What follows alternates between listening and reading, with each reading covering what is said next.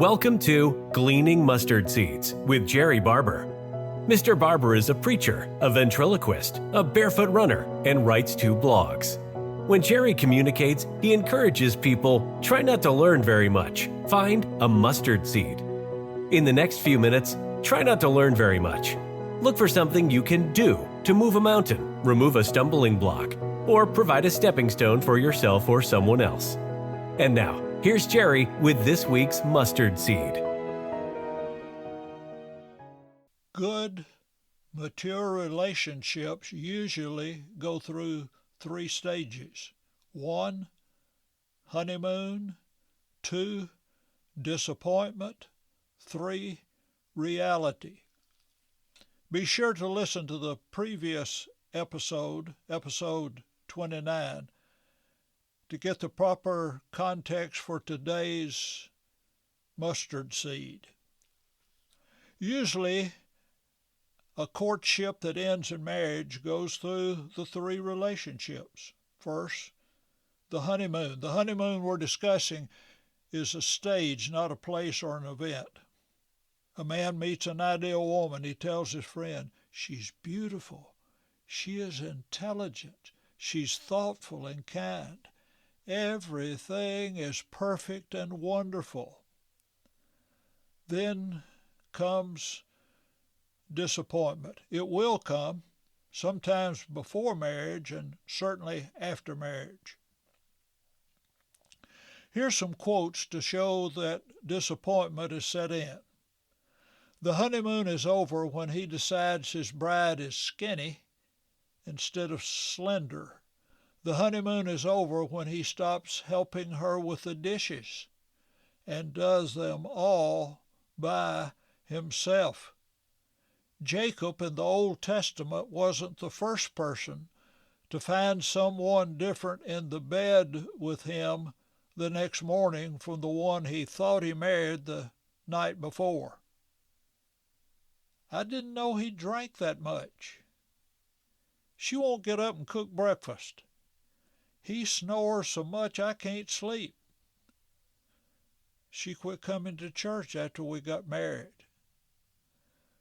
The best summary I've read is in the book, The Gospel According to Mother Goose by Edmund Wells.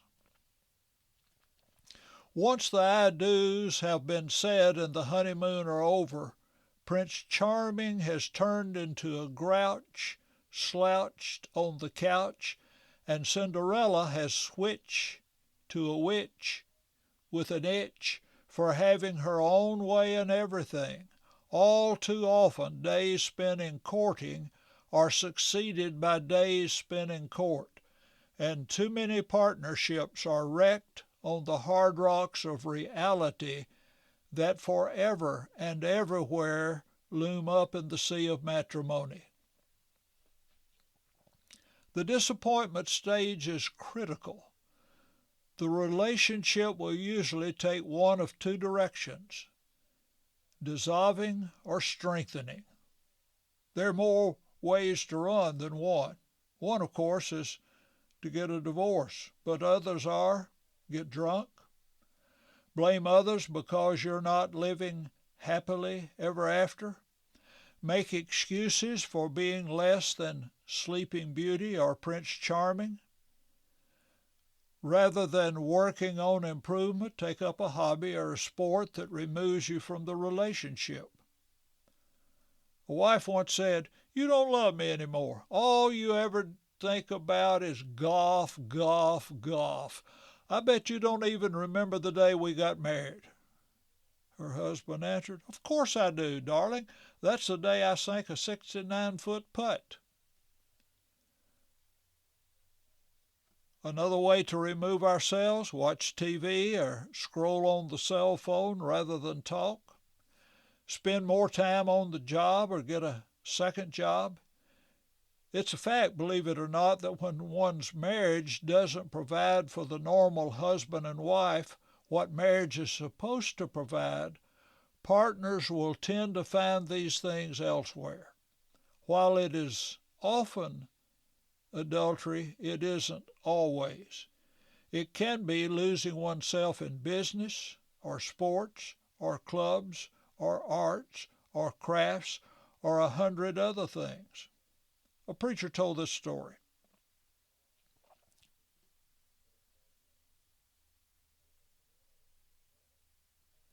A few years back, the leaders of our congregation became aware that a certain young man, 27 years of age, married and the father of 2 children, was working at his company's office several evenings each week on Saturday and Sunday afternoon, going into work early and staying late in the evenings.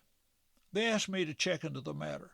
Knowing several of the executives at the large company, I chided them for demanding so much of a young man that he was forced to neglect his family. They immediately laughed and told me they were innocent of the charges. We well know, they said, that happy husbands and fathers make better employees. We would never do this to anyone. He's there because he wants to be there. Another way, do an excessive amount of church work. The same preacher related this incident. In yet another case, a young man called my home one evening and said, "I'd like to start doing more church work in the evenings. I want to start visiting some of the members." Sounds noble, doesn't it? But wait a minute. Continuing, he said, "My wife and I haven't been getting along well for some time, and I want to get out of the house. Since I knew or thought I knew the young husband fairly well, I immediately replied that I thought this to be absolutely the worst reason for church work that I'd ever heard of, and would not under any circumstances be a party to such a fraud." In the next episode, let's observe these facts or fairy tales principle in the preacher-church relationship. Thank you for listening to Gleaning Mustard Seeds with Jerrie Barber. If you found a mustard seed, send a text or email with the link to a friend. This podcast is brought to you in partnership with the Ministry League Network. Ministry League is a global platform dedicated to equipping Christians with the tools they need for ministry, worship, and personal growth. Featuring over 50 podcasts created by members of the Lord's Church, Ministry League provides uplifting and biblically sound content for all ages. Through the Ministry League app, you can access these podcasts, a digital songbook for worship, free Bible study materials, curriculum, and other ministry resources to strengthen your walk with Christ. Don't miss out on the latest updates and podcast episodes. Subscribe to the Ministry League YouTube channel for daily content and exclusive insights into the work of the Lord's Church, or visit ministryleague.com to explore what's possible. Ministry League, equipping you for every good work. Thank you for listening. Jerrie looks forward to next week as we continue to collect and plant mustard seeds.